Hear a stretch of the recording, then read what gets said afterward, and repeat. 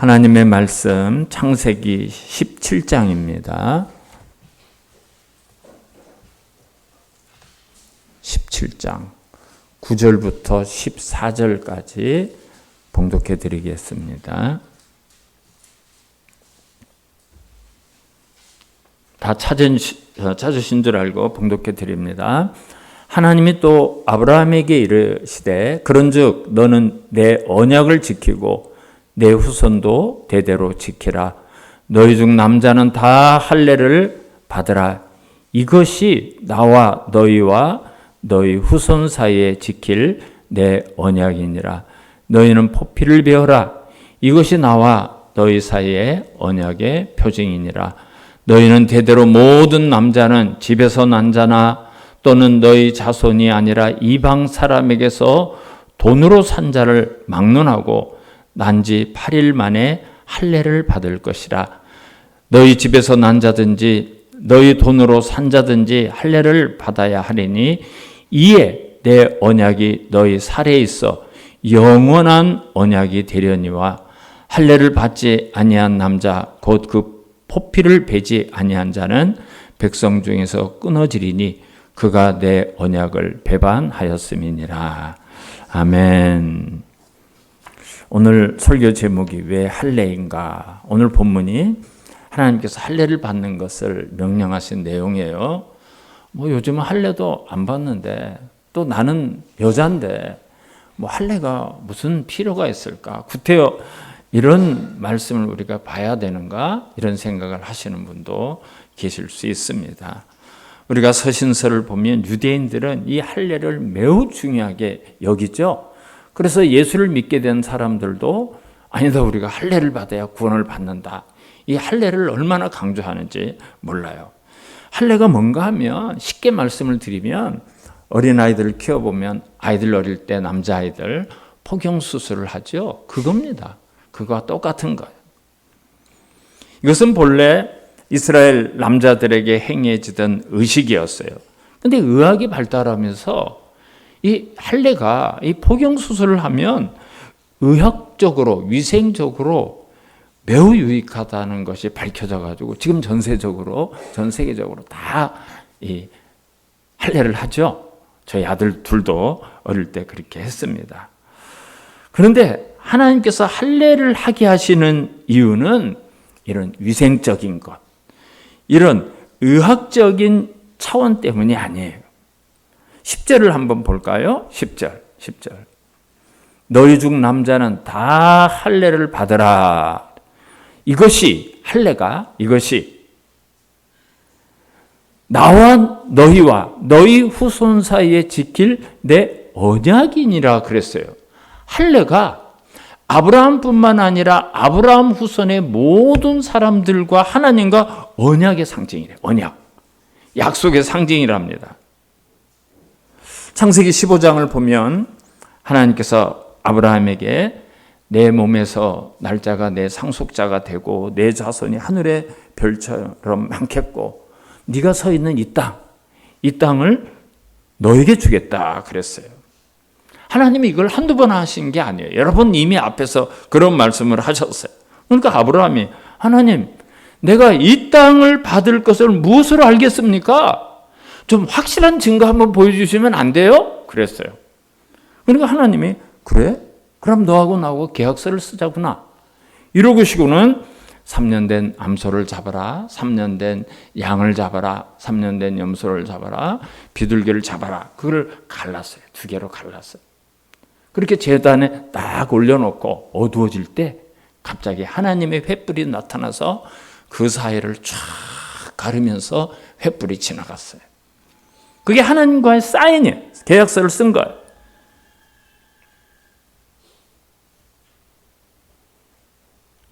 그 의미는 나는 반드시 너와 약속을 지킨다. 너도 나와 한 약속을 반드시 지켜라. 그런 의미예요, 그게.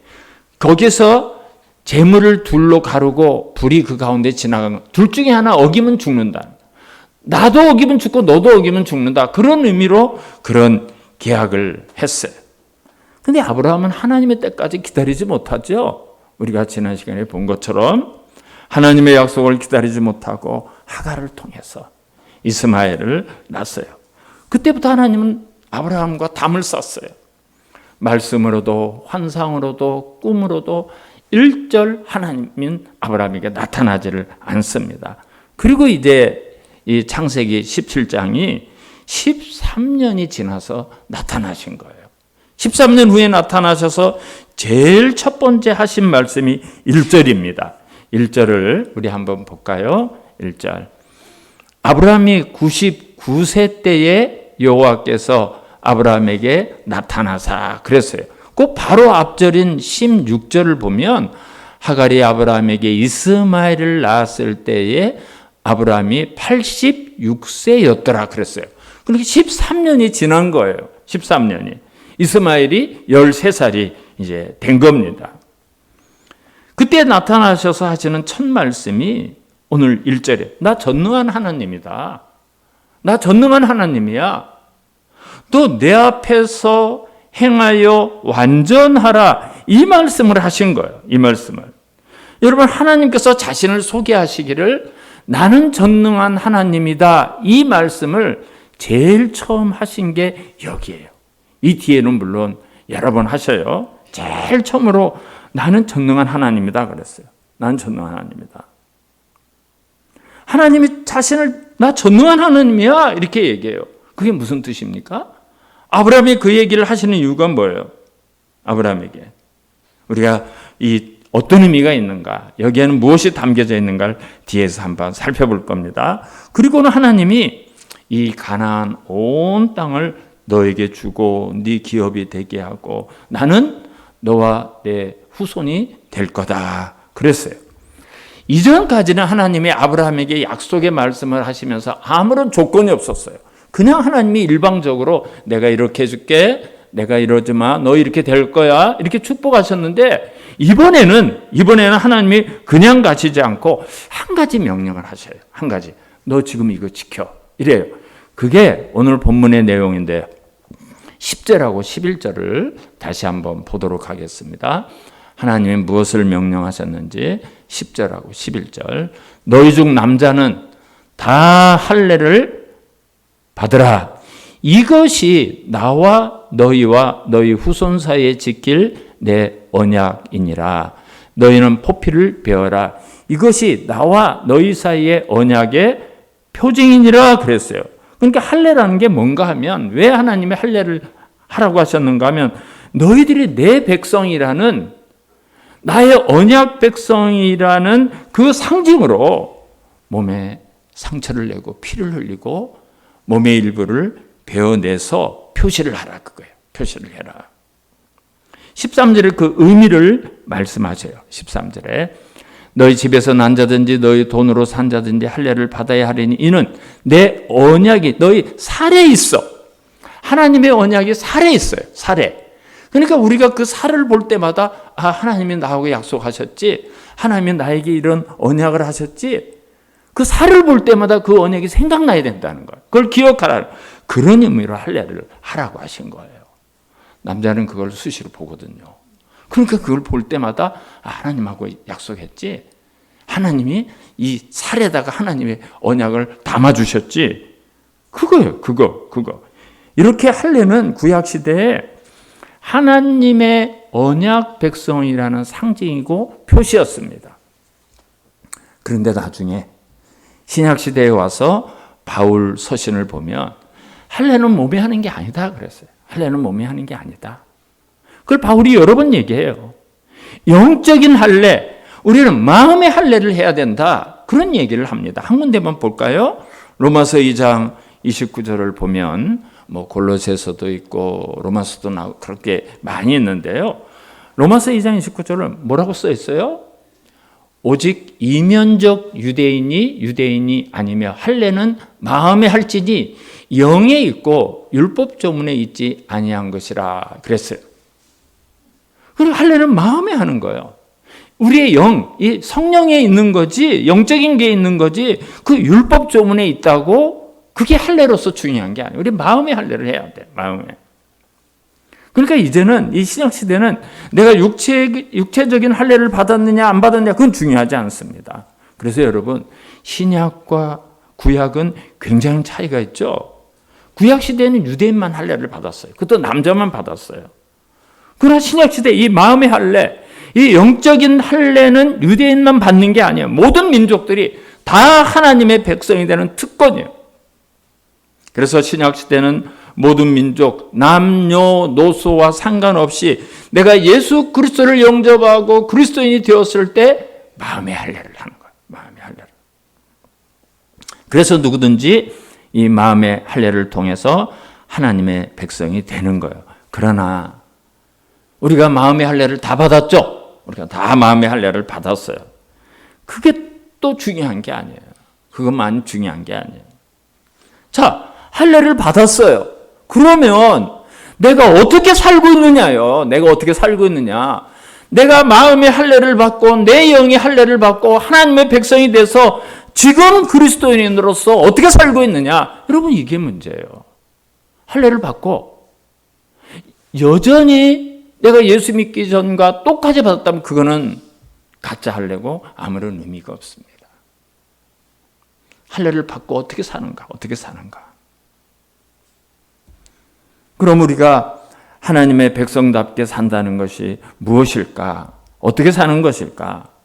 오늘 하나님께서 아브라함과 그 후손들에게 할례를 명했던 사건 속에서 이 질문에 대한 해답을 얻을 수가 있습니다.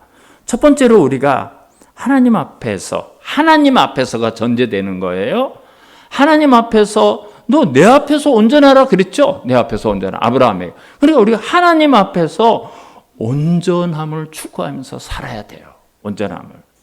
1절 말씀이 그거잖아요. 1절 말씀이. 우리 한번 다시 볼까요? 정확하게 하나님의 말씀을 보겠습니다.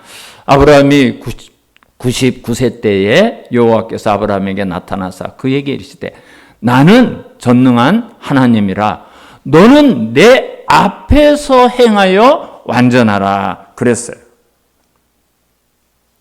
근데 이때는요, 아브라함이 이미 하갈을 통해서 이스마엘이라는 아들을 얻었고 13년 동안을 아이고 내 새끼 오기야 금이야 이러면서 13년을 키웠어요. 그러니까 사실은 아브라함이 사라를 통해서 하나님이 주시는 아들 그거 잃어버린 거예요. 포기한 거예요. 포기한 증거가 어디 있습니까? 아브라함이 기다리고 있을지도 모르잖아요. 아니에요. 포기했어요. 그 증거가 있어요. 17절을 한번 보도록 하겠습니다. 오늘 본문 읽지는 않았지만 17절을 보면 이렇게 기록이 되었어요. 한번 볼까요? 아브라함이 엎드려 웃으며 마음속으로 이르되 100세 된 사람이 어찌 자식을 낳으며 사라는 90세니 어찌 출산하리요? 그랬어요. 아브라함 나이가 99세예요. 99세. 이때 아브라함은 이미 아들을 낳았어요. 그리고 사라는 이제 정말 아들을 낳을 수 있는 그런 생식기능이 다 끝났어요. 근데 하나님이 오늘 또 나타나셔가지고 뭐라고 말씀하시니? 내가 너에게 복을 줘.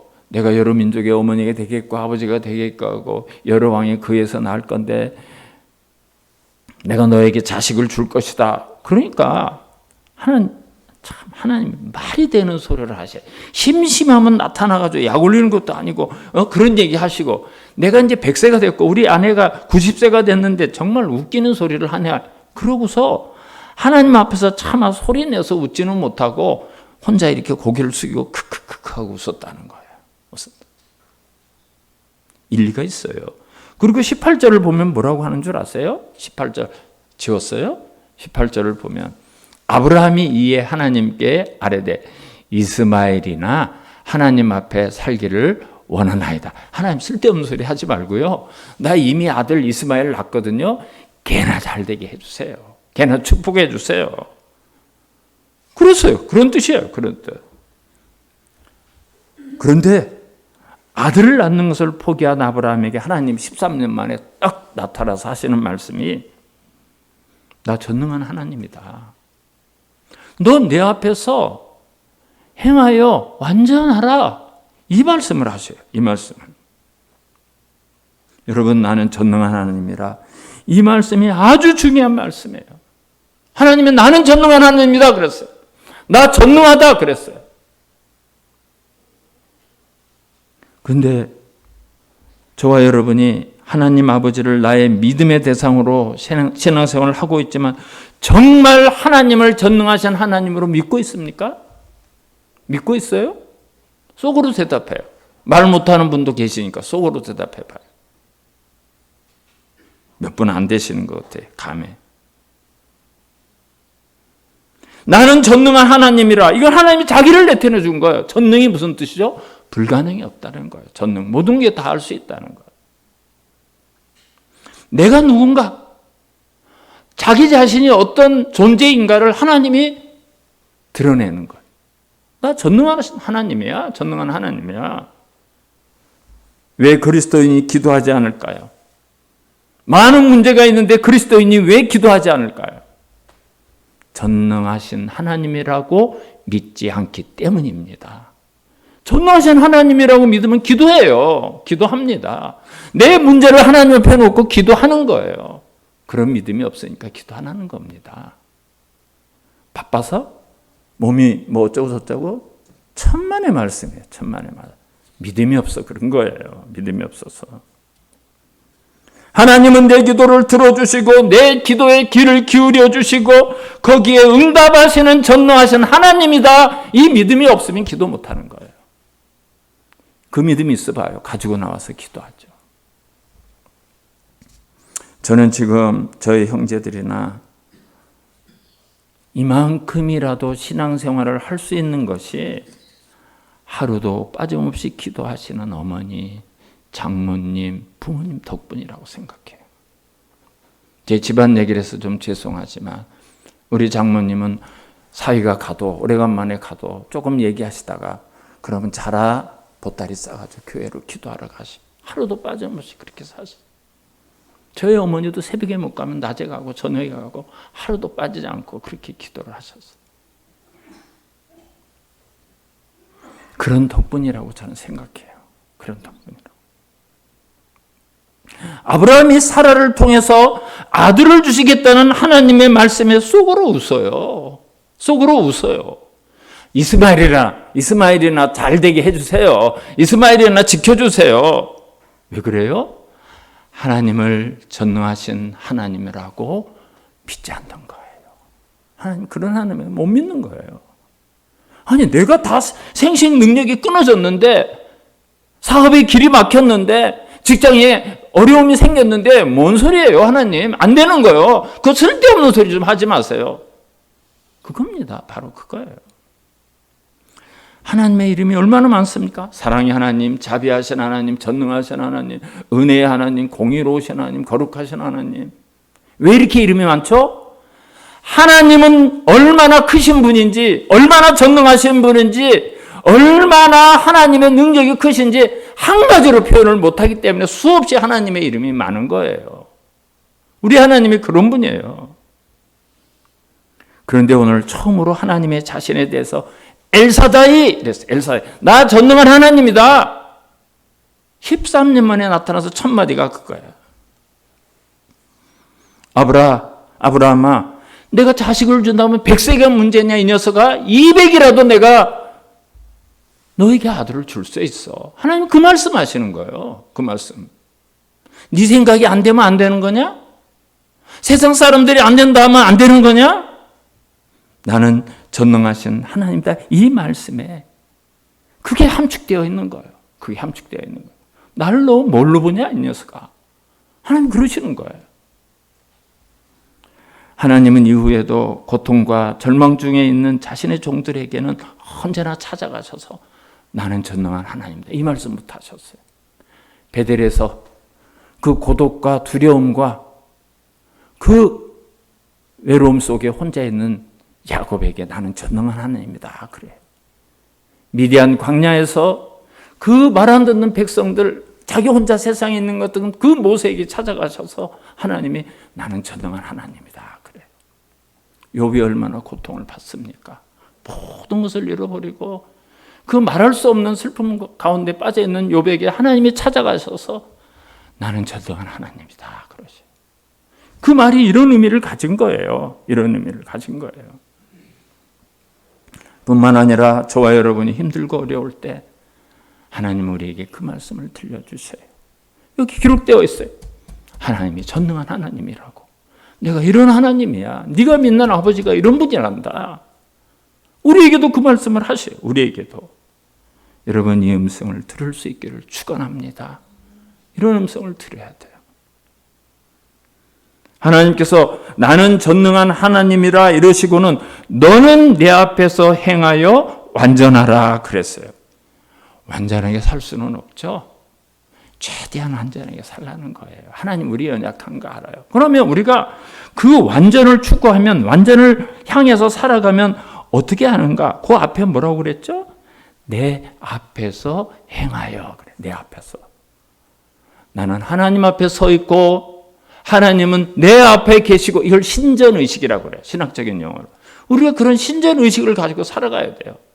내가 힘들 때, 내가 고독할 때, 내가 외로울 때, 내가 답답할 때, 내가 힘들 때 하나님이 내 앞에 계셔. 하나님이 내 옆에 계셔. 하나님이 나와 함께 계셔. 그거예요. 그거. 그게 바로 그 말씀이에요. 하나님 앞에서, 내 앞에서 행하여 완전하라. 이 말씀이 그거예요. 그러면 완전하게 살 수 있다는 거예요. 완전하게. 하나님은 우리의 모든 것을 아시고 들으시고 보시는 하나님이에요. 다 아셔요. 다 아셔요. 여러분 출애굽기 3장 7절을 보면, 출애굽기 3장 7절을 보면 하나님께서 모세를 부르시면서 이렇게 말씀하셔요. 내가 애굽에 있는 내 백성의 고통을 분명히 보고, 애굽에 있는 히브리 민족의 고통을 분명히 봤대요. 그들이 그들의 감독자로 말미암아 부르짖음을 듣고 내가 다 들었다. 니들이 얼마나 힘들어서 아우성지 내가 다 들었다. 그 근심을 알고 너희들 마음이 어떤지, 지금 너희들 심령이 얼마나 힘든지 내가 안다는 거예요. 그래서 하나님은 그걸로 끝나지 않아요. 내가 내려가서 그들을 애굽인의 손에서 건져내겠다 그래요. 내가 간다예요. 내가 간다. 모세가 가는 게 아니에요. 내가 간다예요. 내가 간다. 지금도 동일하신 하나님이에요. 우리를 홀로 버려두지 않습니다. 홀로 버려두지 않아요. 하나님이 오셔서 우리를 붙들어 주시고 위로해 주시고 어루만져 주시고 함께 하신다는 걸 믿으셔야 돼요. 요즘 어떤 사건이 일어나면 경찰이 제일 먼저 CCTV를 조사해요. 그럼 CCTV가 다 찍혀 있어요. 그것만 쭉 따라가면 범인을 잡아요. 범인을 다 잡더라고요. 좀 이상한 일이 벌어지고 황당한 일이 벌어지고 나쁜 일이 벌어져도 얼마 지나면 그 CCTV를 추적해서 다 잡았다고 그래요. 제가 부산에서 그 해외 바다의 바로 앞에 있는 굉장히 관리비가 비싼 그 오피스텔에서 하룻밤을 잔 일이 있어요. 누가 거기서 자라고 해서 거기서 잤어요. 근데 아침에 가방도 들었죠, 뭐 옷도 들죠, 뭐 이렇게 하다가 엘리베이터 문에 팔이 탁 꼈어요. 문이 빨리 닫히면 이렇게 했더니 스피커에서 대본 괜찮으십니까? 다치신 데는 없으십니까? 바로 그렇게 말이 나와요. 그래서 내가 손으로 이렇게 댔다 사인하니까 조심하십시오 이러는 거예요. 그 정도예요. 요즘은. 그러면 거기서 나오면 복도에도 딱 엘리베이터 CCTV가 있죠. 주차장에 가면 사방팔방으로 CCTV가 다 있어요. 도로를 가면 도로에도 수시로 CCTV가 나를 다 지켜보고 있어요. 그래서 우리가 어디 가든지 그런 눈이 다 있습니다. 그러니까 우리가 그걸 느끼면요, 행동이 좀 부자연스러워요. 행동이 부자연스러워요. 조심할 수밖에 없어요. 근데 전능하신 하나님은 단순히 보는 것으로 그치는 분이 아니에요. 우리 마음도 아셔요. 우리 마음이 얼마나 힘든지, 얼마나 갈급한지 그것까지 아시고요. 내가 부르짖는 모든 소리를 다 들으시는 분 아신다 그랬어요. 내가 안다. 우리 하나님이 그런 하나님이라는 걸 안다면 우리의 삶이 달라지죠. 우리의 삶이 달라질 수밖에 없어요. 그래서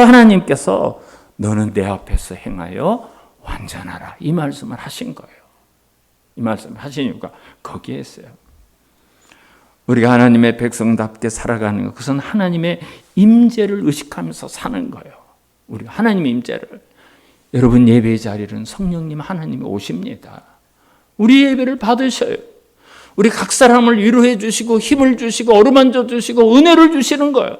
그런 믿음으로 예배에 참석을 해보세요. 달라져요. 다 예배가 달라져요. 내 심령이 달라지는 거예요. 심령이 달라져요. 항상 이런 하나님의 임재, 신전의식을 가지고 살아가시기를 주님의 이름으로 축원합니다. 두 번째로 우리는 이 세상 사람들과 달라야 된다는 걸 의미해요. 달라야 된다.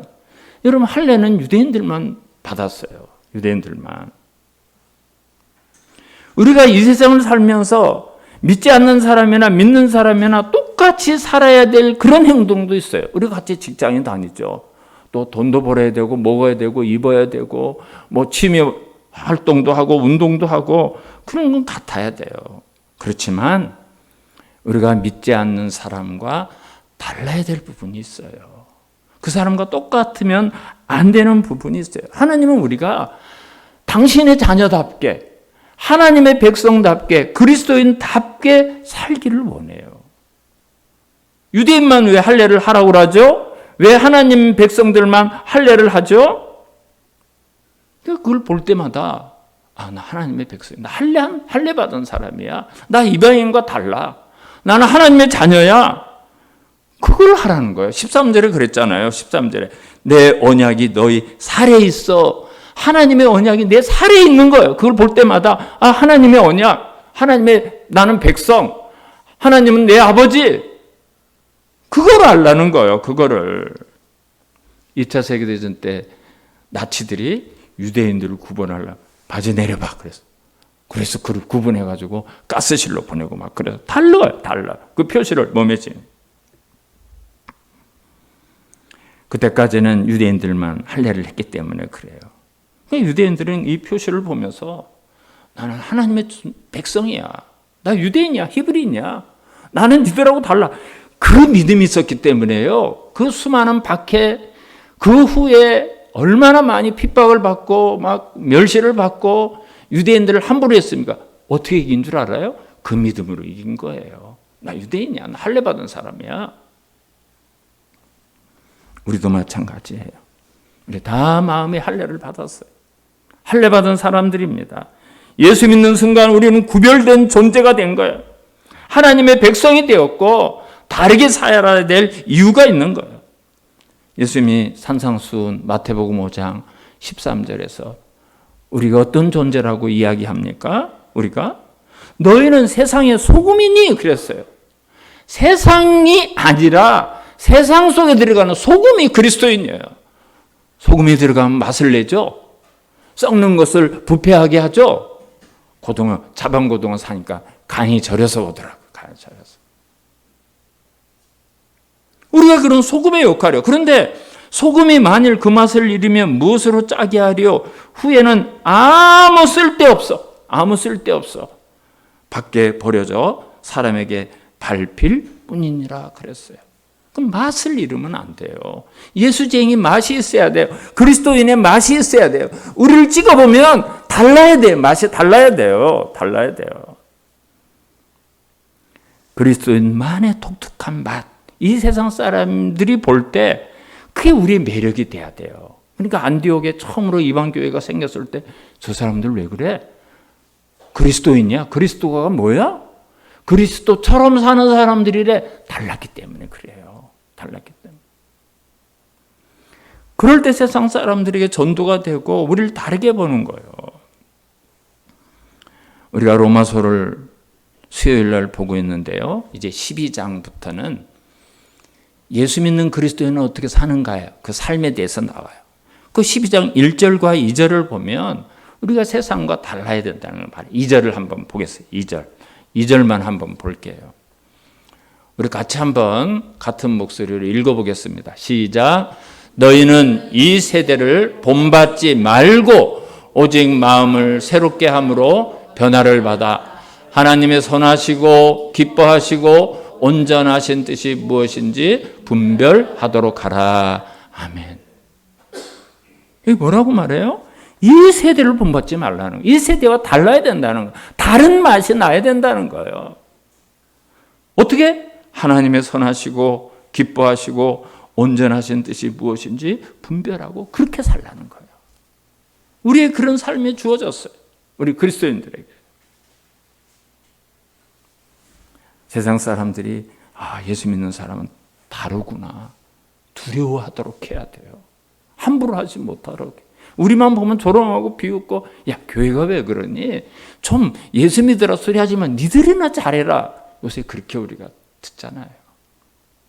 마지막 세 번째로 우리가 예수님이 십자가에서 피 흘리심을 잊지 말고 살아야 해요.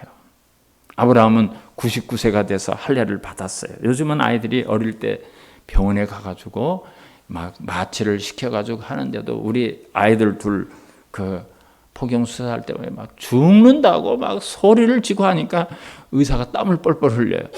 다 이런 애들 오면 저희 수술 못해요. 이러더라고요. 얼마나 애들이 겁을 먹고 했는지 그러더라고요. 근데 아브라함은 어떻게 했을까요? 아브라함 식구들 무슨 마취약이 있습니까? 소독약이 있습니까? 돌칼로 했는지 쇠조각으로 했는지 몰라요. 조개 껍질로 했는지 몰라요. 얼마나 아팠겠어요. 얼마나 많은 피가 흘렸겠어요. 내가 피를 흘리고 할례를 받아서 나의 백성이 되었다. 너는 그 피를 흘림으로 인해서 세상과 다른 깨끗해진 존재다. 여러분 이게 할례의 의미예요. 이게 할례. 성경을 보면 하나님은 참 유머가 있고 재밌어요. 유머가 있어요. 야, 내가 네 자손을 아브라함에게 많게 해줄게. 실감이 안 나잖아. 너 밖으로 좀 나와.